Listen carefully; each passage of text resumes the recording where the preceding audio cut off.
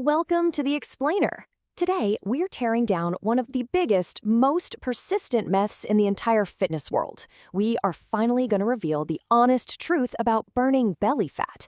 So we're tossing out the gimmicks, we're throwing away those magic fat burner pills, and we are completely ignoring the quick fix nonsense. If you've ever spent countless hours on the living room floor just desperately trying to crunch away a gut, well, you're going to want to pay close attention. Today, we're breaking down the boring but honest stuff that actually works, backed by the real biological reality of how your body processes fat. Okay, let's dive right into this with a staggering number: 250,000. According to the data, that's roughly the number of crunches you'd have to do to burn just 1 single pound of fat. 250,000. Just think about the sheer amount of time, not to mention the physical agony that represents. But here's the absolute worst part about that number. Even if you actually dedicated the time to do all 250,000 of those crunches, your body still wouldn't take that 1 pound of fat directly from your stomach. Crazy, right? And that brings us perfectly to the concept of spot reduction. It is time we kill this myth once and for all. Spot reduction is basically the idea that you can burn fat from one specific area simply by training that exact area. It's the whole premise behind every ab workout designed to, lose the gut. But the reality? It's biologically impossible. Your body simply doesn't work that way. Doing crunches to lose belly fat is literally like trying to empty a lake with a teaspoon, but only bailing water from one specific corner. It simply doesn't work. The swimming pool effect. Why your belly is the last to go. And this brilliantly illustrates what we call the swimming pool analogy. Think of your body's fat stores like a giant swimming pool. When you want to lower the water level in a pool, you can't just scoop a bucket of water out of the deep end and expect a hole to just stay there while the rest of the pool stays full, right? No, the entire water level drops all at once. Well, fat loss works exactly the same way. When you lose fat, you're losing it from all over your body simultaneously, not just from the one spot you happen to be training. And for most of us, the belly, that's the deep end of the pool. It holds the most volume, which means the water level has to drop everywhere else. Your face, your arms, your chest, before you ever start seeing the bottom of that deep end. We all kind of expect crunches to attack the fat sitting right on top of our stomachs. But in reality, crunches are just building the abdominal muscle underneath that fat. I mean, you could literally have the strongest, most incredibly defined abs in the entire world, but if they're covered by a layer of fat, again, the deep end of the pool, you're never going to see them. And all those endless crunches you're doing, they just cannot touch that top layer of fat. We've basically been using the completely wrong tool for the job. Look, it's completely understandable why we all fall for this. The 6-minute abs fantasy is just incredibly easy to sell. Fitness influencers push it constantly because, well, it sounds fast, it sounds easy, and it targets exactly what people are most insecure about. But at the end of the day, it's just a fantasy. If you're watching this explainer, you are part of the 1% who actually wants the truth. You want the boring reality that generates actual long-term results, even if that reality isn't some flashy 6-minute fix. The real fat loss engine, the 5-part stack. Let's see how this all builds into a complete, actual strategy. Here is the stack, and these are ranked in the exact order of their importance. Step 1, a calorie deficit. Step 2, walking. Step 3, strength training. Step 4, sleep. And finally, Step 5, high-intensity interval training, or HIIT. Now, the order here is absolutely crucial. Do you know why most people fail? Because they put literally all of their mental energy and physical effort into Step 5. They do these totally exhausting, intense cardio sessions, but they completely ignore Step 1. You have got to start at the foundation. So the crucial point is that you simply cannot out-train a bad diet.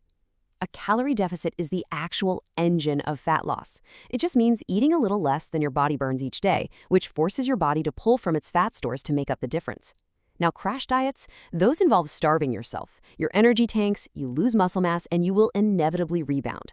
A sustainable deficit, on the other hand, is just a small, manageable gap. It keeps your energy up, it protects your muscle, and most importantly, it's something you can actually stick with for months. Now, if the idea of counting every single calorie sounds absolutely miserable to you, the source material gives us this incredibly simple starting point. Don't worry about weighing your food just yet. Actually, scratch that. Don't weigh it at all right now. Just do these 3 things. Cut 1 snack out of your day. Drop 1 sugary drink. And add a real source of protein to every single meal so you actually stay full. That alone will naturally nudge your body into a small calorie deficit without making you feel like you're starving. A deficit you can actually live with will always beat a super strict diet that you end up quitting after just 1 week. The cheat code. Walking. Your daily goal should be somewhere between 8,000 and 10,000 steps a day, which is roughly just 30 minutes of intentional walking. So why is this considered a cheat code? Well, because it burns real calories to help build that calorie deficit, but it doesn't leave you starving, and it doesn't destroy your physical recovery the way really hard cardio does. You can literally walk every single day without burning out. Taking the stairs, parking a little further away at the grocery store, going for a stroll after a meal. It all adds up to a huge number of calories burnt in the background over a week, making your deficit so much easier to maintain. Here's the thing. If you just lose weight without doing any strength training, you're going to lose both fat and muscle, which results in what people call a skinny fat look. But if you lift weights a few times a week, you protect that muscle. And notice we're talking about compound movements here, not crunches, to keep your metabolism running high. More importantly, it means that when the belly fat, that deep end of the pool, finally empties out, what's underneath actually looks tight and lean. You don't need fancy, complicated routines, just basic compound movements like squats and rows a couple of times a week. The underrated power of sleep, the hidden foundation. Now, what's really interesting about this is how a lack of sleep actually forces you to fight your own body. When you don't sleep enough, your hunger hormones just spike. Your cravings for junk food get significantly worse, your stress levels start rising, and because of all that, sticking to your calorie deficit becomes incredibly difficult. You end up eating more without even realizing it.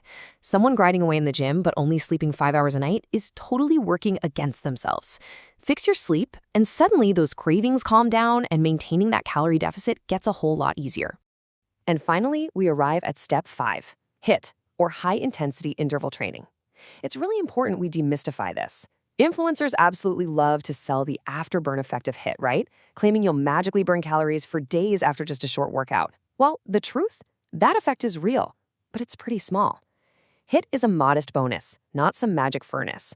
It definitely burns good calories quickly, making it super efficient if you're busy, but it is highly demanding on your central nervous system. You just cannot do it every single day without risking burnout or getting injured. Treat it as just one tool in your toolbox, maybe use 2 or 3 times a week. It's not the ultimate answer. The walking and the diet are the things doing the real heavy lifting here. The boring truth that works. Putting the stack together. The real magic is in how these 5 parts interact over time. Good sleep makes holding the calorie deficit easier. The daily walking steadily burns calories in the background to help widen that deficit. And the deficit ultimately strips away the fat to reveal the muscle you've been protecting with your strength training. And hey, notice what is completely missing from this timeline? Yep, crunches. Week 1 is really just about starting a deficit and adding some daily steps. It takes a month to really solidify those lifting and sleep habits, and it takes months of consistency before the deep end of the pool finally empties and the belly fat actually comes off. Anyone out there promising you a flat stomach in 7 days is flat out lying to you. The honest timeline requires patience. It is a months-long process for sure, not a weeks-long one. So here is the ultimate question. Are you ready to do the boring stuff that actually works? There is no magic exercise. You simply cannot spot reduce. And yes, your belly will always come off last.